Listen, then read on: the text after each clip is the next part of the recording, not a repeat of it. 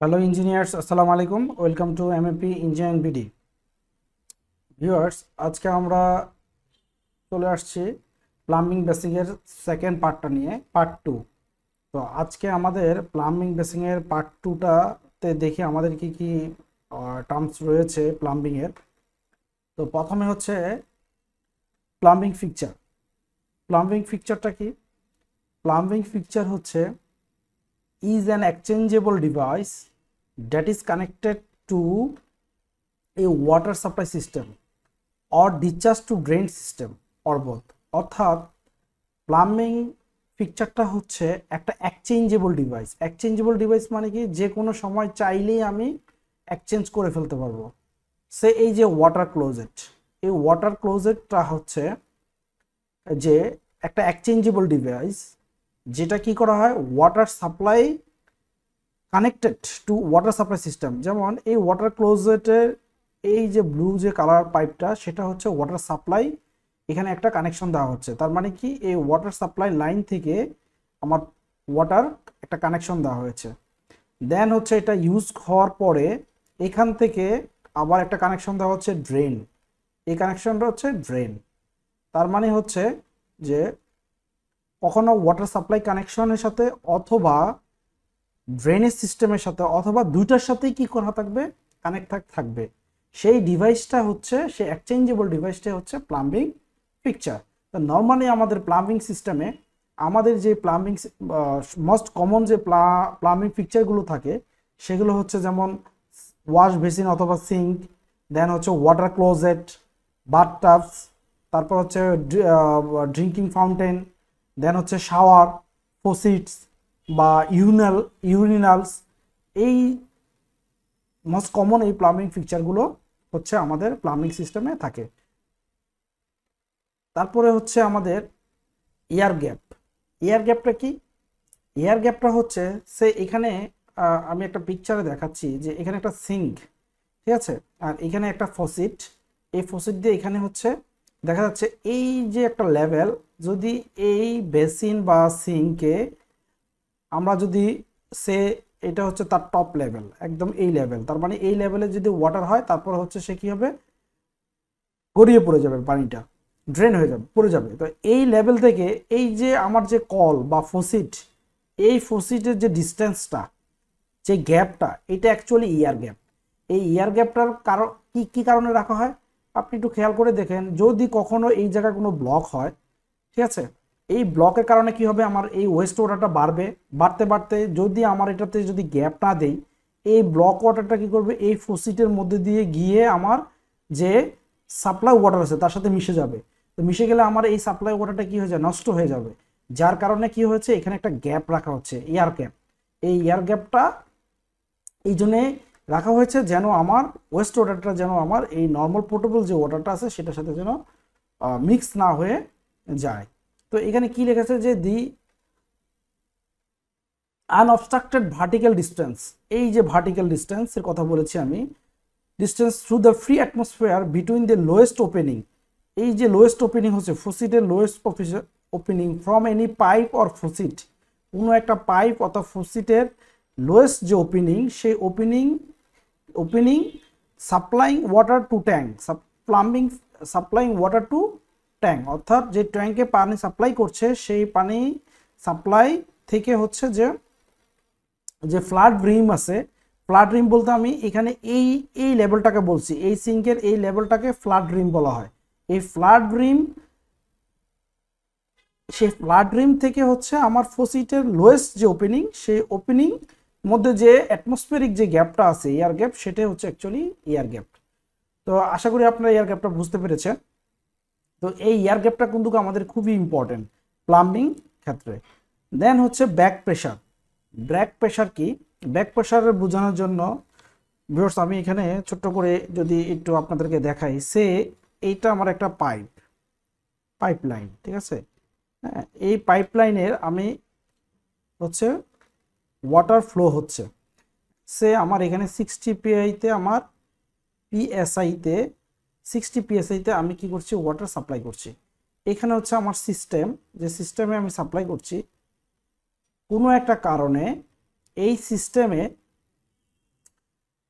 কোনো একটা কারণে এই সিস্টেমের প্রেশার হয়ে গেল 80 psi, 80 psi। তাহলে যদি 80 psi হয়, এই 80 psi এর কারণে তাহলে হবে কি, আমার সাপ্লাই লাইন প্রেশার হচ্ছে 60 psi, কিন্তু আমার সিস্টেম প্রেশার হয়ে গেল হাই প্রেশার হয়ে গেল 80 psi। তাহলে হবে কি, যে এইখানে এই ফ্লোটা রিভার্স হয়ে যাবে, লাইন প্রেশারটা রিভার্স হয়ে যাবে। এই যে প্রেশারের কারণে লাইন প্রেশারটা রিভার্স হয়ে গেল, এটাকেই বলে হচ্ছে ব্যাক প্রেশার। তাহলে ব্যাক প্রেশার হচ্ছে কি, যে back pressure is the term for a resistance to the desired flow of fluid through pipes. Obstructions or tight bends create back pressure via friction loss or pressure drop. তার মানে যে রেজিস্ট্যান্সের কারণে আমার normal যে ফ্লোটা সেটা রিভার্স হবে, সেটাই হচ্ছে অ্যাকচুয়ালি ব্যাক প্রেশার। আশা করি আপনারা ব্যাক প্রেশারটা বুঝতে পেরেছেন। আর এই ব্যাক, তারপর হচ্ছে ব্যাক ফ্লো। ব্যাক ফ্লো কি, যে the flow of water or other liquid mixture or substance into the distribution pipe of a portable water supply for any source other than its intended source. অর্থাৎ এই যে back প্রেশারের কারণে যে আমার ফ্লোটা যাওয়ার কথা ছিল এদিকে, কিন্তু আমার ফ্লোটা হয়ে গেল কি রিভার্স। এই যে ফ্লোটা রিভার্স ফ্লো, এইটা হচ্ছে অ্যাকচুয়ালি ব্যাক ফ্লো। তার মানে কি, ব্যাক প্রেশারের কারণে অথবা কোনো ব্যান্ডস অথবা কোনো রেজিস্ট্যান্স যদি হয়, যেমন এখানে আমার একটা রেজিস্ট্যান্স হয়েছে, এই রেজিস্ট্যান্সের কারণে আমার ফ্লোটা এদিকে না গিয়ে আমার রিভার্স হচ্ছে, এই জন্য এটাকে আমরা বলতেছি যে ব্যাক ফ্লো। দেন হচ্ছে ব্যাক সাইফোনেজ। অ্যাকচুয়ালি সাইফোনেজটা আমাদেরকে আগে একটু বুঝতে হবে।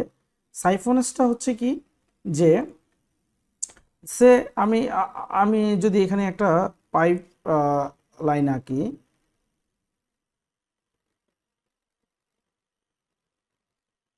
যে এটা হচ্ছে আমার সিস্টেম, ঠিক আছে, যে কোনো একটা সিস্টেম। এই সিস্টেমে আমার নর্মাল যে প্রেশার কাজ করছে সেটা হচ্ছে আমার অ্যাটমসফিয়ারিক প্রেশার কাজ করছে, নর্মাল প্রেশার। এখন এখানেও নর্মাল প্রেশার, নর্মালি এখানেও নর্মাল প্রেশার থাকার কথা, ঠিক আছে। তো সেইটা না হয়ে যদি কোনো একটা কারণে কোনোভাবে এই জায়গাতে যদি কোনো ভ্যাকুম ক্রিয়েট হয়, এখানে যদি কোনো একটা কারণে যদি কি হয়, ভ্যাকুম ক্রিয়েট হয়, তাহলে আমার এখানে কি হবে, নেগেটিভ প্রেশারে ক্রিয়েট হবে। এই নেগেটিভ প্রেশারের কারণে আমার এই সিস্টেম থেকে আমার রিভার্স ফ্লো হবে। অ্যাকচুয়ালি এটা হচ্ছে সাইফোনেজ। তো ব্যাক সাইফোনেজ হচ্ছে, যদি আমার back siphonage is a reversal of normal flow, অর্থাৎ এই যে ফ্লো, যে নর্মাল ফ্লো, এই নর্মাল ফ্লোর যে ব্যাক দিকে রিভার্স হয় কস্ট বাই নেগেটিভ প্রেশার, এই নেগেটিভ প্রেশারের কারণে ইন দ্য সাপ্লাই পাইপিং, এটাই হচ্ছে আমার ব্যাক সাইফোনেজ। তো প্লাম্বিং ক্ষেত্রে আমি এখানে যদি এই যে এখানে একটা দেখানো হয়েছে, এখানে আমার 3টা ফিকচার, এই পাইপলাইনে আমার 3টা ফিকচার হচ্ছে কানেক্টেড করা। তো একটি টাইমে তো আমাদের অনেক সময় 3টা ফিকচার হয়তো বা আমার কাজ করবে না। তো যেমন এই ফিকচারের উপরে নর্মালি আমার কি থাকে, অ্যাটমসফিয়ারিক প্রেশার থাকে, এবং এই সিস্টেমও আমার হয়তো বা অ্যাটমসফিয়ারিক প্রেশার আছে, ঠিক আছে, সার্কুলেট হচ্ছে। এখন কোনো কারণে আমি হচ্ছে এই ফিকচারটা আমি ইউজ করলাম, ইউজ করার পরে এইটা এখান থেকে আমার ড্রেন হবে, রাইট। এখন যখন ড্রেন হবে, এই ড্রেন হওয়ার সময় আমার এই জায়গাতে কিন্তু আমার একটা ভ্যাকুম ক্রিয়েট হবে, বা নেগেটিভ প্রেশার কি হবে, নেগেটিভ প্রেশার ক্রিয়েট হবে। এই নেগেটিভ প্রেশারের কারণে, ভ্যাকুম প্রেশারের কারণে এইখান থেকে এটা কি হবে, এই ফ্লোটা আমার রিভার্স হবে, এইদিকে হবে। তো যার এইদিকে ফ্লোটা হবে, একটা নেগেটিভ প্রেশার ক্রিয়েট করার পরে এইখানকার যে আমার সিলটা আছে, ট্র্যাপের যে সিল, এই সিলটা ওয়াটার বা সিল যেটাকে বলি, সেটাকে সে কি করবে, এই দিকে টান দিবে, তার মানে এইটাও ড্রেন হয়ে যাবে। এইটাই অ্যাকচুয়ালি হচ্ছে সাইফোনেজ। তো এই সাইফোনেজটা আমাদের প্লাম্বিং সিস্টেমে কাজ করেই কিন্তু আমাদের যে ফিকচারগুলো যে ড্রেনস করা হয়, সেই ড্রেনেজ যে ফ্লোটা হয়, সেই ফ্লোটা কিন্তু ব্যাক সাইফোনেজের কারণে হয়ে থাকে। দেন আমাদের যেটা আছে, তারপরে যেই টার্মসটা রয়েছে সেটা হচ্ছে পোর্টেবল ওয়াটার। পোর্টেবল ওয়াটার কি অ্যাকচুয়ালি, পোর্টেবল ওয়াটার হচ্ছে যে water free from impurities which may causes disease and harmful physiological effects and water which is satisfactory for drinking, culinary and domestic purpose।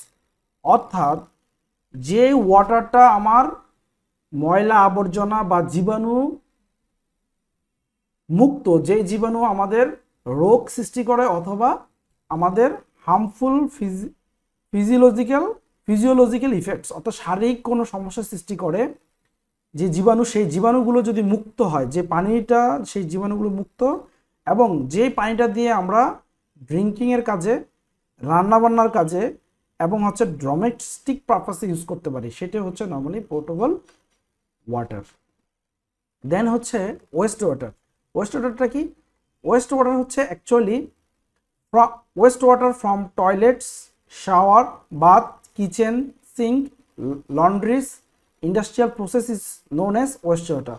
অর্থাৎ যে ওয়াটারটা ইউজ করার পরে টয়লেটে, শাওয়ারে, বাথে, kitchen সিঙ্কে, লন্ড্রিজ অথবা industry কোনো একটা প্রসেসে আমরা যে ওয়াটারটা ইউজ করার পরে যেটা ওয়েস্ট হয়ে যায়, যে ওয়াটারটা ড্রেন করে দিই আমরা, সেটা হচ্ছে ওয়েস্ট ওয়াটার।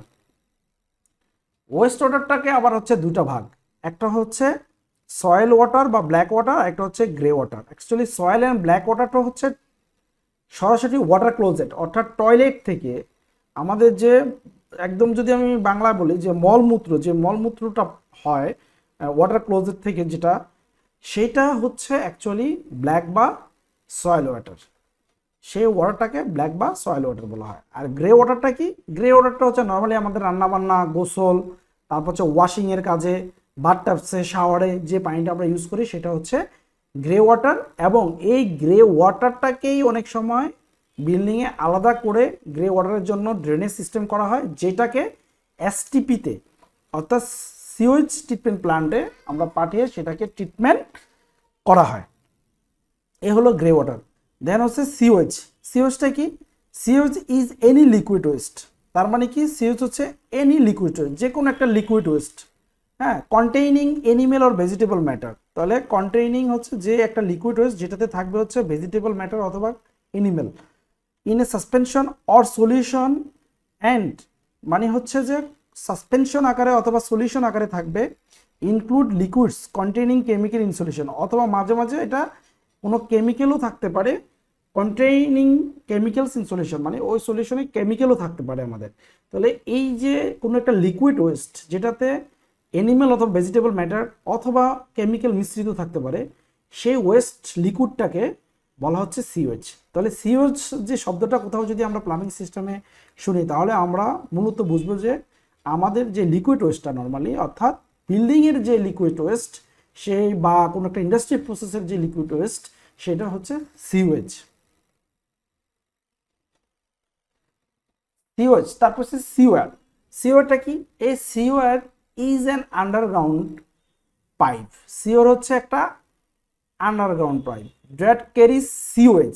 তার মানে কি? আমরা যে আগে সিওয়েজটা পড়েছিলাম, অর্থাৎ লিকুইড ওয়েস্টটা, সেই লিকুইড ওয়েস্টটা যে আন্ডারগ্রাউন্ড পাইপের মধ্যে দিয়ে ক্যারি করে, সেটা হচ্ছে sewer. Or transports the sewage from homes and commercial building to the sewage treatment plants. অর্থাৎ যে পাইপের মাধ্যমে বা যে ট্রান্সপোর্টের মাধ্যমে বিল্ডিংয়ের থেকে যে সিওয়েজটা এসটিপিতে পাঠানো হয়, সেটা হচ্ছে সিওয়ার। অর্থাৎ আমি যদি একদম কথা বলি, যে আমাদের আন্ডারগ্রাউন্ডে যে ড্রেনেজগুলো থাকে, সেটাই হচ্ছে সিওয়ার। এবং এই সিওয়ারটা নর্মালি হচ্ছে যে আমাদের ট্রিটমেন্ট এসটিপি, যে সিওয়ার ট্রিটমেন্ট প্ল্যান্ট, অর্থাৎ রিইউজ করার জন্য সেই ট্রিটমেন্ট প্ল্যান্টে আন্ডারগ্রাউন্ড হয়ে সেখানে চেম্বারে পাঠানো হয়। আচ্ছা, তারপরে আমি যদি বলি এখানে বিল্ডিং সিওর অথবা প্রাইভেট সিওর, এই সিওরটাকে আবার দুইটা ভাগ আমরা যদি নর্মালি করা হয়, একটা হচ্ছে একটা হচ্ছে বিল্ডিং সিওর বা প্রাইভেট সিওর, আর একটা হচ্ছে পাবলিক সিওর বা মেইন সিওর। আচ্ছা, বিল্ডিং সিওর হচ্ছে কি? যেমন আমি এখানে একটা পিকচার অ্যাড করেছি, এই বিল্ডিং থেকে সে যদি আমার এই যে এখানে ওয়াশ বেসিন আছে অথবা ওয়াটার ক্লোজেট, এখান থেকে ড্রেন হয়ে পানিটা কি হবে, ভার্টিক্যালি হচ্ছে প্রথমে আমার এই বিল্ডিংয়ের একদম গ্রাউন্ড ফ্লোরে চলে আসবে। এই গ্রাউন্ড ফ্লোরে তারপর কি হচ্ছে, আমরা এই আন্ডারগ্রাউন্ড পাইপ দিয়ে, এই যে এখানে আবার একটা পাইপে অথবা এই যে আন্ডারগ্রাউন্ড পাইপ দিয়ে আমরা হচ্ছে হরিজন্টাল পাইপ, আন্ডারগ্রাউন্ড পাইপ দিয়ে আমরা হচ্ছে পাবলিক স্ট্রম সিওর বা পাবলিক সিওরে আমরা যোগ করে দেই। অর্থাৎ এই যে আমাদের বাড়ি থেকে আমাদের নিজস্ব যে আন্ডারগ্রাউন্ড যে হরিজন্টাল পাইপ দিয়ে আমরা পাবলিক সিওয়ারে যে যোগ করে দেই এই ড্রেনেজটাকে, এই যেটুকু যে পাইপ, এই পাইপটুকু হচ্ছে অ্যাকচুয়ালি প্রাইভেট সিওয়ার। এইটাকে প্রাইভেট সিওয়ার, অর্থাৎ বিল্ডিংয়ের যে ওয়েস্টটা আন্ডারগ্রাউন্ডের মাধ্যমে পাবলিক সিওয়ারে গিয়ে যেটা কানেক্ট হয় সেটাই হচ্ছে আমাদের বিল্ডিং সিওয়ার। আর পাবলিক সিওয়ার কি? A common sewer directly control by public authority. অর্থাৎ এই যে সিওরটা, এটা হচ্ছে কি, সে আমার একটা এলাকাতে আন্ডারগ্রাউন্ড যেটা পাবলিক অথরিটি, এটার ইয়েটা হচ্ছে টোটালি সিটি কর্পোরেশন অথবা ওয়াসা বা যারা এই ড্রেনেজ সিস্টেমটা কাজ করে, এটা একটা কমন পাইপলাইন করে দেয়। সকল এই বাড়ি থেকে যে ড্রেন ওয়েস্টগুলো বের হবে বা সিওয়েজগুলো বের হবে, সেগুলো হচ্ছে কি কমন একটা পাইপলাইনে চলে যাবে। এই পাইপলাইন থেকেই হচ্ছে আমাদের এসটিপি অথবা ডাইরেক্ট কোথাও ড্রেন করে দেওয়া সেখানে চলে যাবে। তো এইটাকে হচ্ছে পাবলিক সিওয়ার, যেটা কন্ট্রোল বাই পাবলিক অথরিটি। এটাকে আবার মেইন সিওর বলে। তো এই সিওরগুলো আবার কয়েক ধরনের হয়, ঠিক আছে। যেমন ধরেন আমরা যদি শুধু বৃষ্টি রেইন ওয়াটারটাকে যদি ড্রেন করি, তাহলে রেইন ওয়াটারের জন্য আমাদের পাবলিক স্টর্ম সিওর, শুধু ওখানে রেইন ওয়াটারগুলো কালেক্ট হবে। অথবা যদি সয়েল ওয়াটারের জন্য বলি, পাবলিক স্যানিটারি সিওর, যেখানে শুধু স্যানিটারির ওয়েস্টগুলো গিয়ে কানেক্ট হবে। এইভাবে বিভিন্ন টাইপের আমাদের সিওর থাকতে পারে। তো ফ্রেন্ডস, এই ছিল আমাদের প্লাম্বিং বেসিকের মেইন টপিকসগুলো। তো আমি চেষ্টা করেছি যে সবগুলো টপিকস এখানে বা টার্মসগুলো এখানে আলোচনা করার জন্য খুব শর্টলি ভাবে। তো আশা করছি আপনাদের কাছে ভিডিওটি ভালো লাগবে। যে যেখান থেকে দেখছেন সবাই ভিডিওটিকে যদি ভালো লেগে থাকে লাইক, কমেন্ট এবং শেয়ার করবেন। এবং আপনি যদি আমার এই চ্যানেলে নতুন হয়ে থাকেন তাহলে চ্যানেলটি সাবস্ক্রাইব করবেন, যেন আমি বেশি বেশি ভিডিওগুলো করার জন্য অথবা টিউটোরিয়ালগুলো তৈরি করার জন্য যেন আমার মধ্যে আরও বেশি আগ্রহ সৃষ্টি করে, এবং আপনাদের জন্য আমি আবার নতুন নতুন ভালো ভালো ভিডিও দিতে পারি বা টিউটোরিয়াল দিতে পারি। সেই জন্য চ্যানেলটি সাবস্ক্রাইব করবেন। আজকে এই পর্যন্ত। আসসালামু আলাইকুম।